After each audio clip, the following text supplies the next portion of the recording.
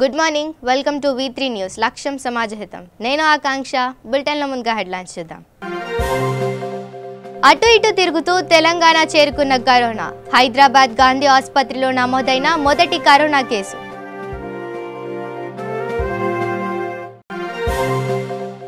ములకనూరులో 1,35,00,000తో CC road పనులు. బంగారు తెలంగాణనే సాధనే లక్ష్యమంటున్న ఎమ్మెల్యే సతీష్ కుమార్. వలస కూలీ బిడ్డకు 100 కోట్లు ఎక్కడివి? ఎమ్మెల్యే బాలరాజుపై విమర్శలు గుప్పించిన మాజీ ఎమ్మెల్యే వంశీకృష్ణ.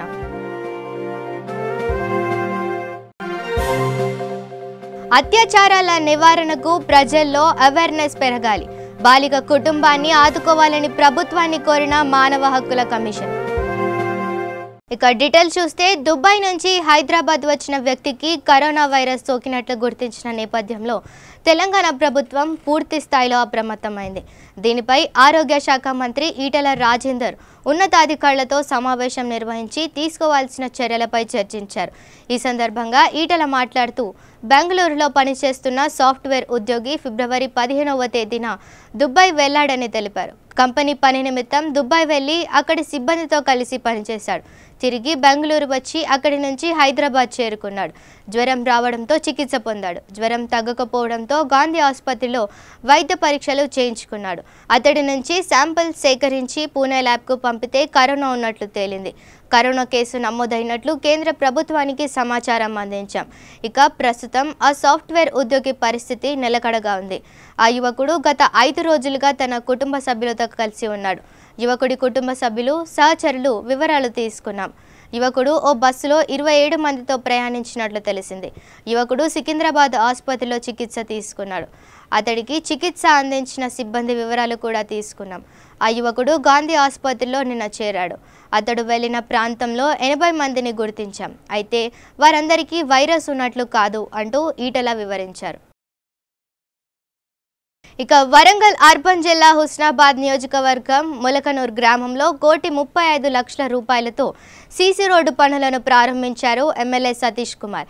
ఈ సందర్భంగా ఎమ్మెల్యే సతీష్ కుమార్ మాట్లాడుతూ, తెలంగాణ రాష్ట్రంలో టీఆర్ఎస్ పాలనలో అభివృద్ధి జరుగుతుందని, బంగారు తెలంగాణ సాధించే దిశలో మా పరిపాలన ఉంటుందని, అందుకు అనుగుణంగా కేసీఆర్ కృషి చేస్తున్నారన్నారు. ఈ కార్యక్రమంలో ZP chairman Sudheer Kumar, sarpanch Komaraiah, TRS party నాయకులు, కార్యకర్తలు పాల్గొన్నారు.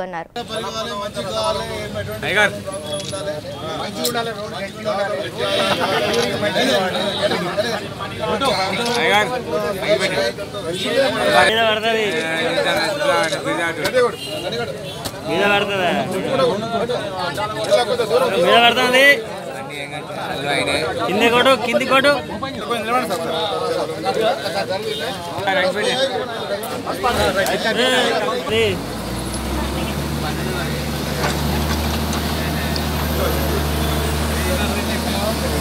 फोन के लिए बेटा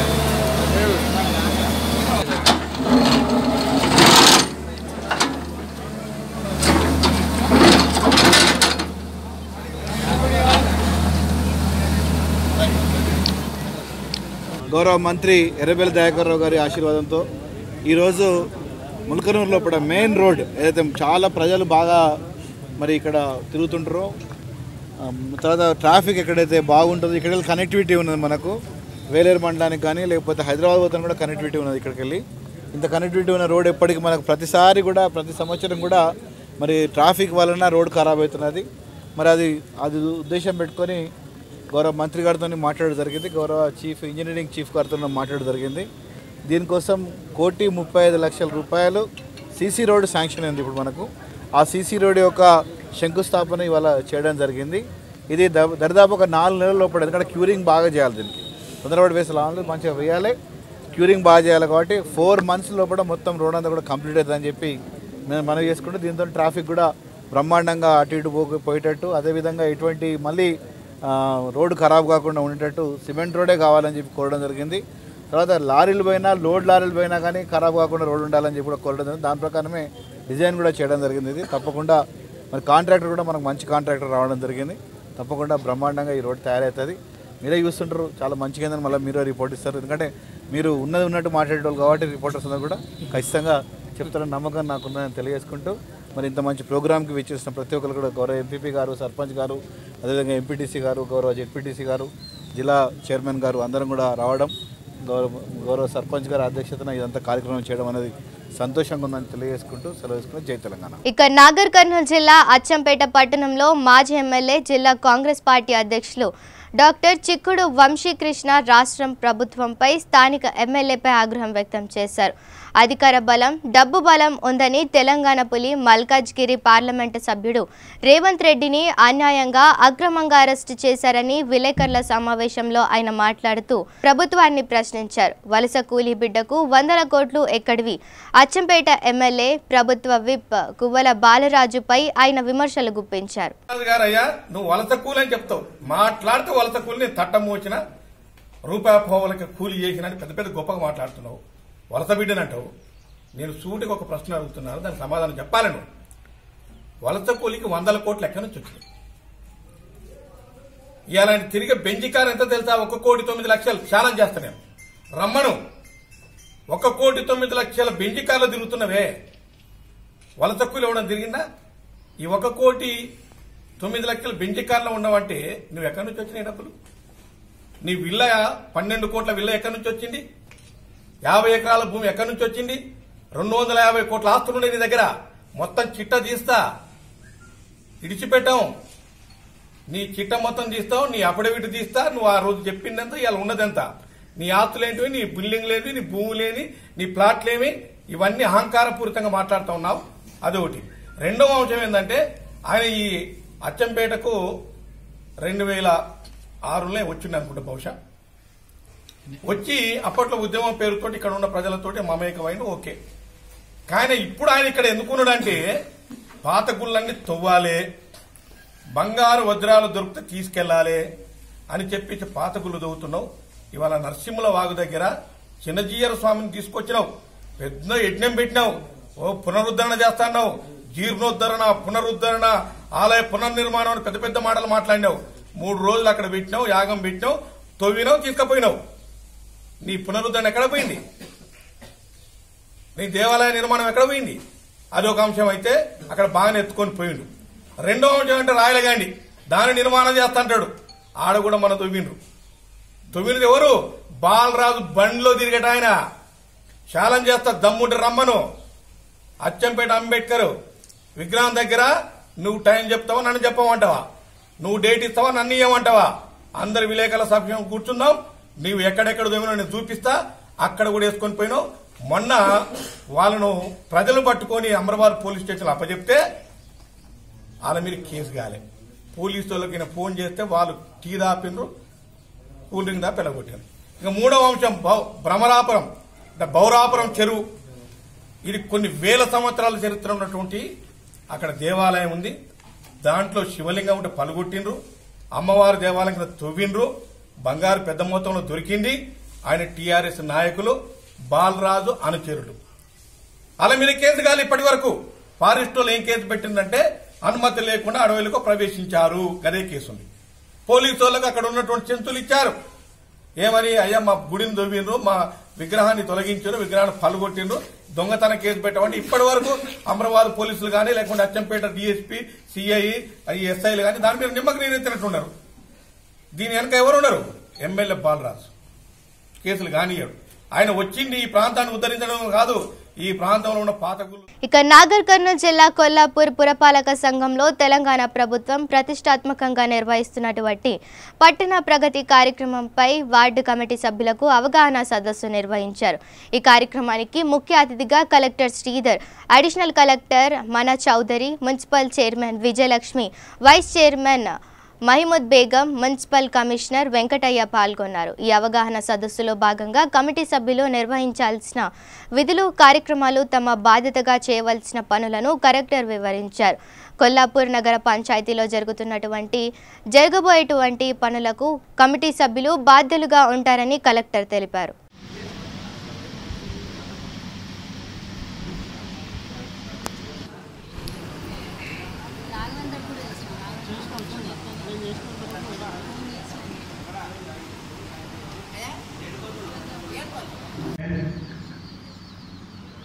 All right, 11. Vimal. All right, good. 30. No representation at all. Okay, 19. All right. పట్టణ ప్రగతి సమీక్షా సమావేశానికి ముఖ్య అతిథిగా వచ్చేసినటువంటి additional collector Sri Manoj Chowdary sir గారికి, అదేవిధంగా చైర్పర్సన్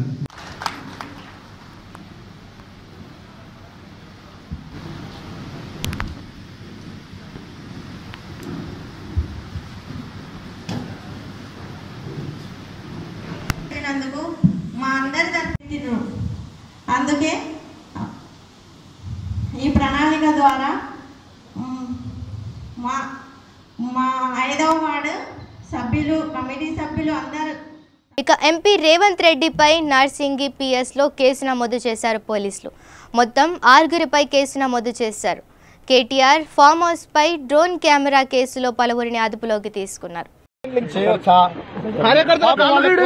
ఎంత ఒత్తిడి ఉందో మీరు అర్థం చేసుకోరు. నేను పోలీసులను తప్పు పట్టలేను, నాకు పోలీసులు సోదరులు, కానీ ఒత్తిడి చేస్తున్నది ఈ రాష్ట్ర ముఖ్యమంత్రి గారు ఎందుకు ఇంత వ్యవహరిస్తున్నారు? ఆయన కొడుకు చేస్తున్న పరిస్థితి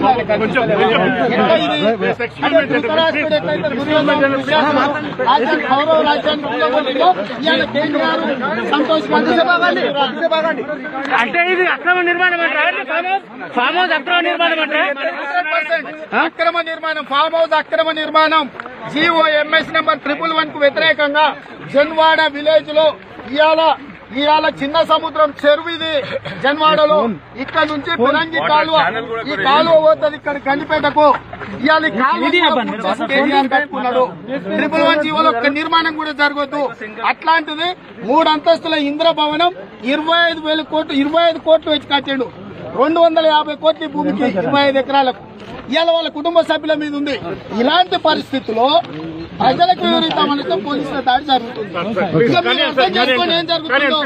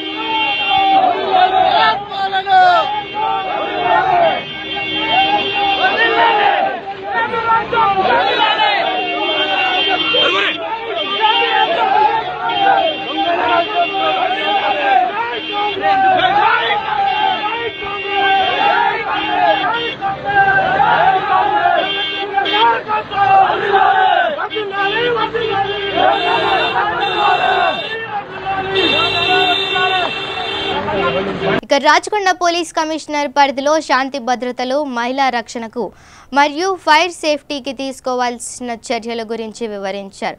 ఈ సమావేశానికి పలువురు పోలీస్ ఉన్నతాధికారులు పాల్గొన్నారు.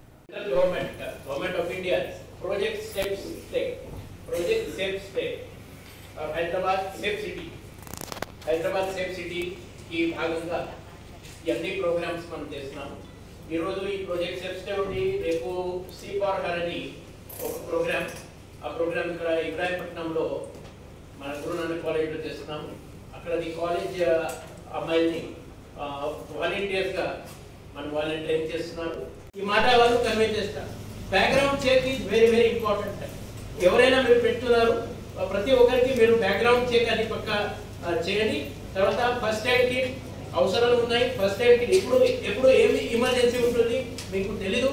ఫస్ట్ ఎయిడ్ కిట్ దయచేసి పెట్టండి. తర్వాత దాంట్లో ఎక్స్పైరీ డేట్ చూసి మందులు పెట్టండి.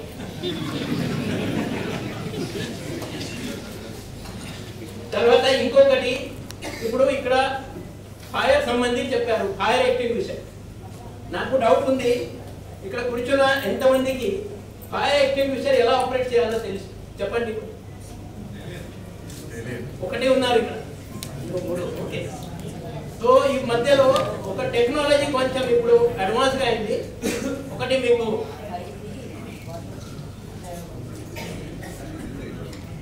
ఈ మధ్యలో నేను ఇది చూడండి, ఇది fire extinguisher ball, fire extinguisher ball అని. ఈ బాల్ కేవలం మీరు ఎక్కడ మంటలు వస్తున్నాయి, జస్ట్ అక్కడ మీరు just throw the ball, that's all, automatically that fire will be of అని. సో ఈ బాల్ అది 1500 to 2000 మధ్యలో ఉంది. ఈవెన్ అమెజాన్లో కానీ ఆన్లైన్ అవైలబుల్ ఉంది. ఈ బాల్ మీరు ఎట్లా, దానికి నెట్ కూడా వస్తుంది. మీ ఎక్కడ మీ హోటల్ దగ్గర, మీ వాచ్మెన్ దగ్గర కానీ మీ దగ్గర అక్కడ బయట పెట్టండి. ఎప్పుడైనా ఏ ఎమర్జెన్సీ ఉండొచ్చు, గ్యాస్ సిలిండర్ కావచ్చు, ఏమైనా రాత్రి ఏమైనా ఫైర్ ఎమర్జెన్సీ ఉన్నప్పుడు ఈ బాల్ మీకు పక్కా పనికి వస్తుంది. ఇక్కడ ఏఎఫ్ఓ అని రాశారు. వేరే వేరే కంపెనీస్కి బాల్స్ ఇవి ఆటో ఫైర్ ఆఫ్, ఏఎఫ్ఓ అంటే ఆటో ఫైర్ ఆఫ్. ఈ వేరే కంపెనీస్ తరఫున కూడా బాల్స్ ఉన్నాయి. మీరు ఫ్లిప్కార్ట్ కానీ అమెజాన్లో కానీ ఎక్కడైనా తీసుకోండి, online you will get this kind of ball అని.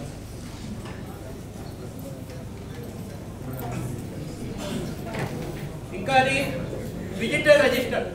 మీ దగ్గర ఎవరెవరు వస్తున్నారు హోటల్కి కలవడానికి మెయింటైన్ చేయండి రిజిస్టర్. ఎందుకంటే అంత మంచి ఉన్నప్పుడు no one will ask you.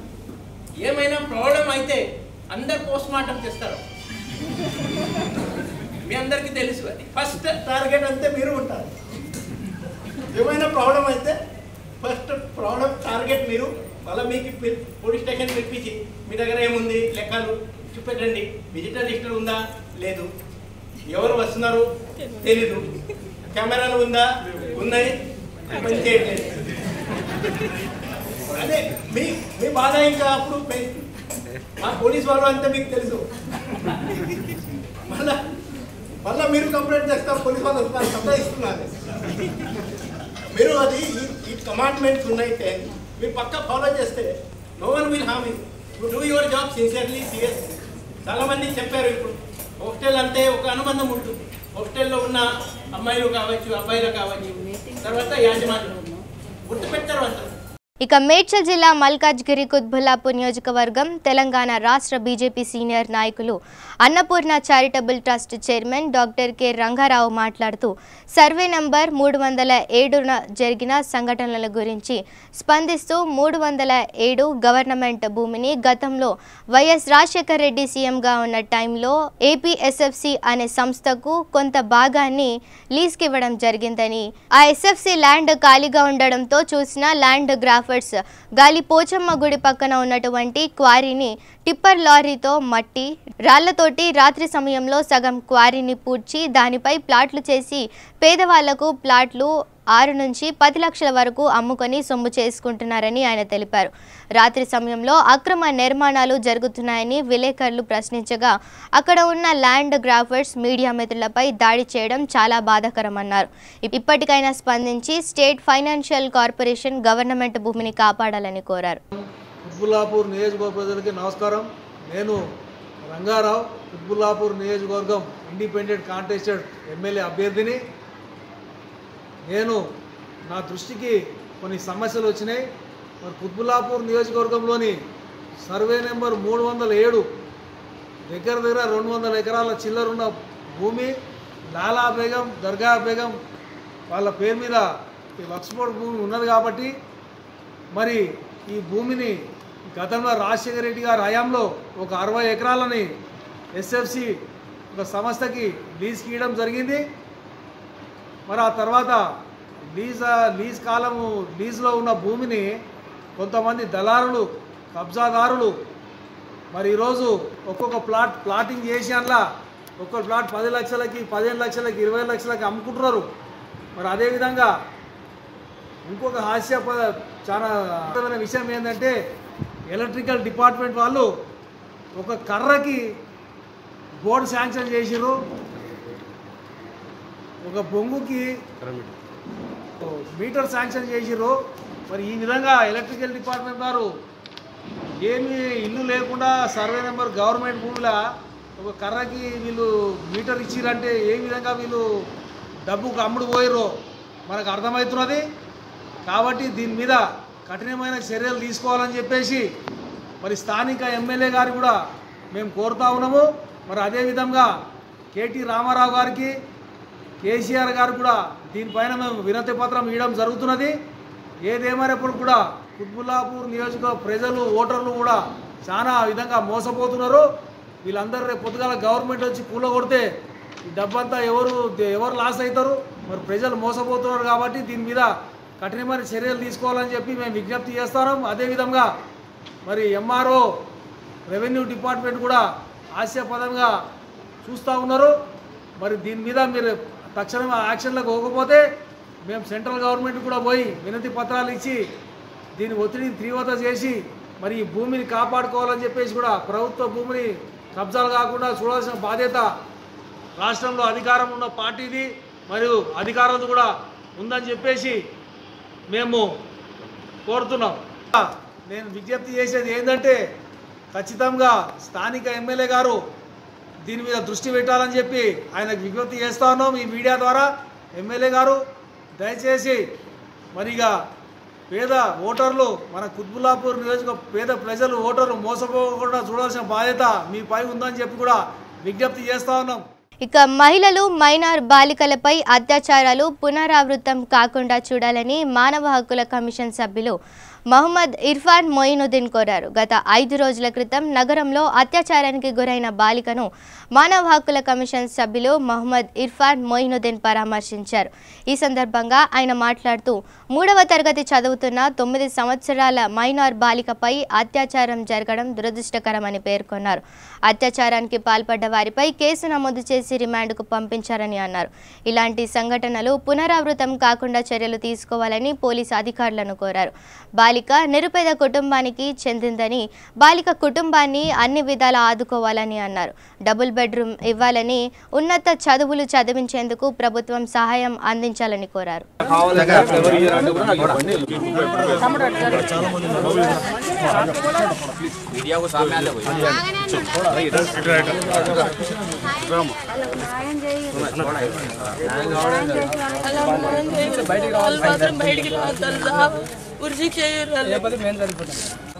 Arrest చేసిరు. వాళ్ళ మీద ఏం చర్య తీసుకున్నా డిపార్ట్మెంట్ కూడా చెప్తాం. మీకు ఎంఆర్ఓ గారితో కూడా మాట్లాడినారు. మీకు ఏ సమస్య వచ్చినా ఇన్స్పెక్టర్ గారు చూడండి.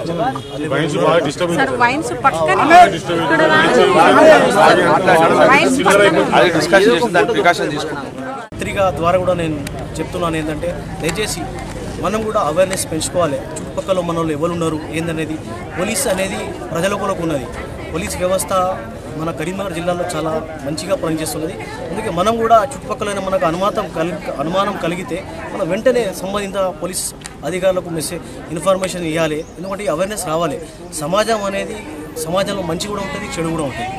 అంటే ఆ చెడుని కూడా కొందరు క్యాచ్ చేసుకొని ఇలాంటి అలవాట్లకు పాల్పడుతున్నారు.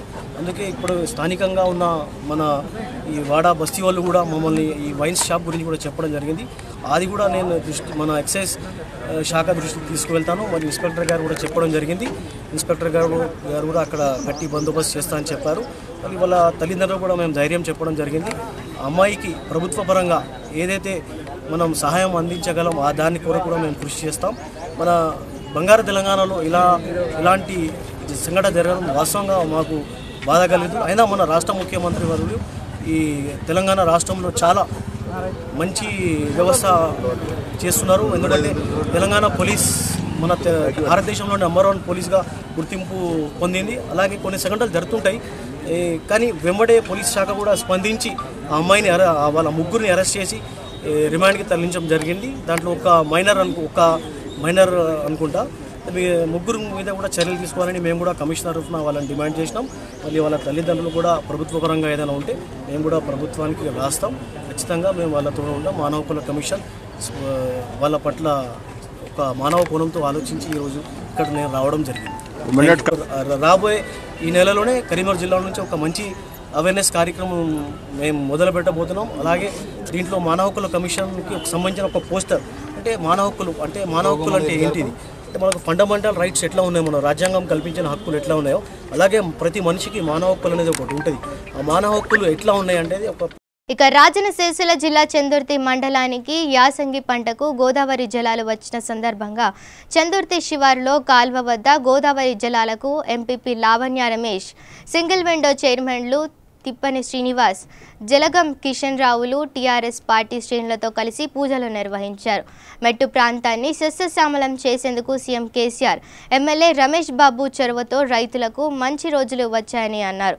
ప్రతి పంటకు నీళ్లు ఇస్తామన్న మాట ప్రకారం నీళ్లు వచ్చాయని, రైతుల అభివృద్ధి ధ్యేయంగా టీఆర్ఎస్ ప్రభుత్వం పనిచేస్తుందని అన్నారు. సీఎం కేసీఆర్కు, ఎమ్మెల్యే రమేష్ బాబుకు చందుర్తి మండల రైతుల పక్షాన కృతజ్ఞతలు తెలిపారు. టీఆర్ఎస్ నాయకులకు, ఇక్కడ వచ్చినటువంటి రైతులకు ముందుగా మా యొక్క నమస్కారం తెలియజేసుకుంటున్నాము. ఈరోజు చందుర్తి మండలంలో మన ఎల్లంపల్లి ద్వారా ఫాజుల్ నగర్ నుంచి చందుర్తి మండలానికి నీళ్లు విడుదల చేశాము. ఎమ్మెల్యే గారి ఆదేశాల మేరకు మేము పూజ కూడా చేయడం జరిగింది. దీనిలో మేమందరం టీఆర్ఎస్ పార్టీ వాళ్ళమందరం కూడా మేము పాల్గొనడం జరిగింది. ఎమ్మెల్యే సార్కి మేము ప్రత్యేక ధన్యవాదాలు తెలియజేసుకుంటున్నాము. రైతే రాజు అనే కళ నిజమైంది. ఈరోజు చందుర్తి మండలం నీటి విడుదల ఎక్కువ ముందే నీటి విడుదల గౌరవ డాక్టర్ చెన్నమనేని రమేష్ బాబు గారి యొక్క సహకారంతో మరి ఏసంగి పంటకు ఈ రోజున గోదావరి జలాలు చందుర్తి మండలాన్ని తాకినటువంటి శుభ సందర్భంలో టీఆర్ఎస్ పార్టీ చందుర్తి మండల శాఖ అధ్యక్షులు మల్లిక్ గారు, అలాగే ఎంపీపీ బైరగోని లావణ్య గారు మరియు సింగిల్ విండో అధ్యక్షులు, సర్పంచులు, ఎంపీటీసీలు, సింగిల్ విండో డైరెక్టర్లు, మరి టీఆర్ఎస్ పార్టీ నాయకులందరం కలిసి కూడా ఈ రోజున పవిత్ర గంగమ్మకు మరి చందుర్తి మండల కేంద్రంలో స్వాగతం పలికి పుష్పాలతో పూజించి కొబ్బరికాయలతో ఆరాధించి ఈ రోజున గోదావరి జలాలకు స్వాగతం పలకడం జరిగింది. మరి ఈ రోజున చందుర్తి రైతాంగాన్ని అంతా కూడా ఒకటే ఆలోచించమంటున్నాం. ఒక మేధావి, ఒక శాస్త్రవేత్త ఈ రోజున మనకు ఒక లీడర్గా ఉంటే మన అవసరాల్ని మనం అసలు ఇప్పుడు ఈ సందర్భంలో ఎమ్మెల్యే గారికి నీళ్లు కావాలని మనం రైతాంగం కూడా ఎవరం కూడా విన్నపం ఇంకా చేయకపోయినా కూడా గత 4-5 సంవత్సరాల యొక్క అనుభవాలను దృష్టిలో పెట్టుకొని మరి వారు ఖచ్చితంగా ఈ మార్చి మాసం మొదటి వారంలోనే రైతాంగానికి అంతా కూడా పెద్ద ఎత్తున నీళ్ళు అవసరం ఉంటాయని చెప్పేసి గౌరవ ముఖ్యమంత్రి కల్వకుంట్ల చంద్రశేఖరరావు గారిని ఒప్పించి మెప్పించి ఈ రోజున మన మెట్ట ప్రాంతానికి ఒక టీఎంసీ నీళ్లను మరి తీసుకొని వచ్చి తెస్తారా అనేటువంటి కొందరి మైండ్లో ఉన్న క్వశ్చన్ మార్కును ఈ రోజున తీసుకొని వచ్చి మరి నీళ్లతోనే మన గౌరవ ఎమ్మెల్యే గారు సమాధానం చెప్పినటువంటి సందర్భంలో చందుర్తి మండల రైతుల పక్షాన వారికి ప్రత్యేకమైనటువంటి కృతజ్ఞత అభివందనాలు తెలియజేస్తా ఉన్నాం. ఇక బులెటిన్ ముగించే ముందు హెడ్లైన్స్ మరోసారి చూద్దాం. అటు ఇటు తిరుగుతూ తెలంగాణ చేరుకున్న కరోనా. హైదరాబాద్ గాంధీ ఆసుపత్రిలో నమోదైన మొదటి కరోనా కేసు.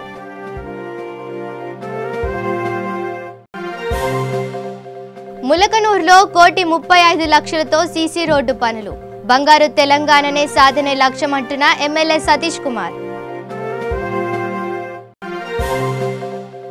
వలస కూలీ బిడ్డకు 100 కోట్లు ఎక్కడివి. ఎమ్మెల్యే బాలరాజుపై విమర్శలు గుప్పించిన మాజీ ఎమ్మెల్యే వంశీకృష్ణ.